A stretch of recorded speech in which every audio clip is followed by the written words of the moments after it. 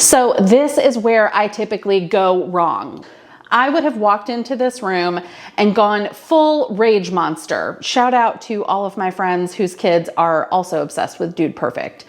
But seriously, I would have walked into this space and I would have done a huge rage purge, which is how I decluttered about 80% of our home a few years ago. But something happened. Yeah, you guessed it. It all came back. And I think I know why. And so today I want to share how you may be going about your decluttering the wrong way and a better way to do it. Because why should both of us have to learn the hard way?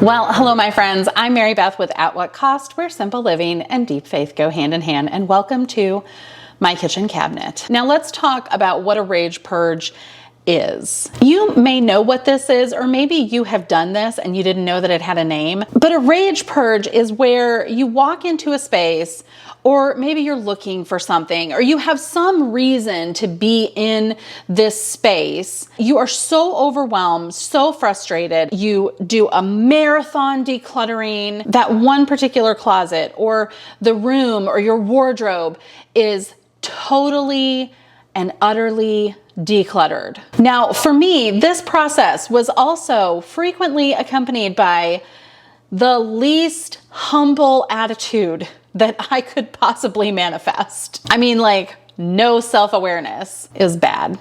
It was real bad. Things like this happened. Am I the only person who can put dishes away in this house? Why is it that when I need something, I can never find it? Do you ever put things back where they're supposed to go? What do you mean that you don't know where it's supposed to go? No, I do not think that we need to hang on to these things. You know, if I didn't do it, nothing would ever get done around here. Yeah, not my most humble moments. Here's the thing though, is it motivating? Yes.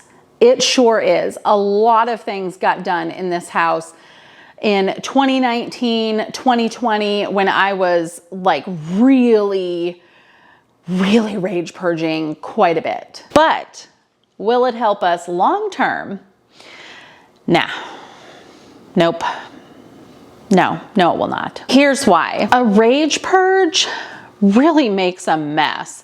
Like, you are going to become a category 1 tote shuffler as you go into that spare bedroom closet and you pull everything out into the bedroom, the hallway, the dining room, the living room, all the places around there, because that stuff that you are pulling out has to go somewhere. And you're dealing with such a volume that it just winds up in these little piles that ultimately just get moved somewhere else. Decluttering in these massive amounts can cause decision fatigue and ultimately lead us to burnout quickly. Now, because we are doing all of this decluttering all at once, we aren't actually building the habits bit by bit that are going to carry us into this lifestyle that we really desire. And lastly, and this is probably one that you don't want to hear, so maybe earmuffs for those of you who are sensitive to the L word, it can cause what I call active laziness. Yeah, we're gonna talk about that in just a minute. So how do we combat this and develop those long-lasting decluttering skills that are really gonna give us some good results long term? The first way is to only declutter a manageable amount. So for example, my kitchen cabinet here with my glasses, this cabinet is totally overrun. Now, I'm frustrated with the overall condition of this kitchen because I constantly feel like I have dirty dishes to deal with all the time, whether it's getting up in the morning and having a few pieces left over from the night before, or dealing with the dishes for my kids for breakfast before they go off to school. The stuff that I just do myself during the day while I'm working, you know, I'm making myself breakfast and lunch and dishes accumulate from that. And yes, I could unload the dishwasher first thing in the morning and it would be much easier to put those dishes in the dishwasher and let it cycle throughout the day. The problem is the dishwasher is slap full of cups and dishes all the time. In fact, sometimes there are so many cups in that dishwasher at the end of the day that I can't get the other things like bowls and even sometimes plates into the dishwasher to actually complete an entire load of dishes. Rather than slowing down a little and thinking about why the dishes are getting backed up, I may just come into the kitchen in a rage that I have dishes to do again and just start decluttering at random places in my kitchen. I may pull all of these cups out and then I may think, well, maybe we need to reduce the number of plates we have. And so I may pull all of those plates out. And then while I'm at it, I might as well look at our pots and pans. And all of a sudden, half of my kitchen has been emptied out onto the counters. And worse, I don't have any place for it to go. So we want to start with a manageable amount. I want to resist the urge to come in here and be decluttering in a tizzy. I want to focus on one small area. So the blue cups there on the end, I know that we have not used but maybe one of them in the last probably year. Those cups, not used very often. And I have some other cups like these, although they are very cute and they do have somewhat of a sentimental value. But the problem with these cups is that they are a little bit too big for our kids and they're just not something that I ever choose to drink out of. So although these have some sentimental value, those are gonna go too. Plus I have some of these cups, like random things.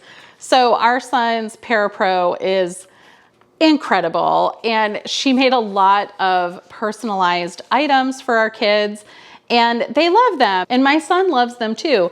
But if he's not using it or not using parts of it, so maybe he's not actually using the straw and the lid all that often, I could keep the cup and get rid of the lid and the straw. And the same with a random water bottle that my son got at school. It doesn't sit quite like flat. It's a little bubbled because it went through the dishwasher and it's not dishwasher safe. And I don't have time for any of that. So this is just gonna go probably in the trash. Already, you can see that this is starting to open up a little more and I haven't even taken those blue cups out of there. But once I do, this space is going to become very manageable. So when I'm emptying all of those dishes out of the dishwasher and I'm trying to put all these cups away and I'm having to shuffle things around and stack them and like they get in there all weird and then the cabinet doesn't close all the way and I get frustrated. Now, when I empty the dishwasher, I'm only putting away the number of dishes that we actually use and need, and someone can wash a dish if they need to. I'm only keeping that. I'm not keeping all these extra things that are not only going to visually clutter my space, but physically clutter it and make it more difficult to put things away and allow us to use more than what we really need to be using. Now, once I have decluttered that smaller space and it's more manageable, I need to be prepared to take that stuff out of my house now. It's gotta go. I can't leave it in a box to sit somewhere or out on the counter thinking like I'll put this in a box another time, which was another problem with my rage purging. I didn't always have containers to put things in. And so stuff would end up being in a pile that I would think that I would eventually get to later. And it just never seems to happen because I've moved on to something else or the motivation that I had in the moment is gone. So be prepared to get all of that stuff out and take it somewhere right then. Or at least put it in your car so that you can take it somewhere when you go past those areas. Now, after you have decluttered, you want to sit with that space for a little while because it's going to feel like things are missing because they literally are, especially if you did the last tip right. They're gone. Our brain goes on autopilot and starts to anticipate what it's going to see. Kind of like when the power goes out and you walk into a room and flip the switch anyway. Our brain just naturally tries to anticipate the environment and what we need to do. So when we start taking these things out and we see all of this open space, our brain is kind of giving us a signal that things don't seem quite right. But we will adjust to this, and ultimately, you'll begin feeling very comfortable in a space that has been decluttered. But wait, there's more. Seriously though, we need to talk about that nasty word that I said just a little bit ago. Because my rage purges were born out of, well, rage and just negative feelings in general, I addressed those feelings, right? I totally gave in with those feelings, and I purged out of frustration and anger and discontentment and contempt. All of those really negative feelings were the fuel that kept this purge going. So I was very active. I was actively decluttering. But what I needed to address were the underlying spiritual issues that were surrounding my stuff and got me into this mess to begin with. Essentially, I was very busy doing the work that satisfied the desires of my flesh at that particular time. And I was real lazy about doing the work to address the discontentment, the idolatry, the coveting, essentially the sin that was the underlying cause of all of the excess that I had. I was actively satisfying my flesh and being lazy about my heart. Active laziness, right? It makes sense. It totally makes sense. Now, I'm not saying that you won't ever make progress with a good old-fashioned rage purge.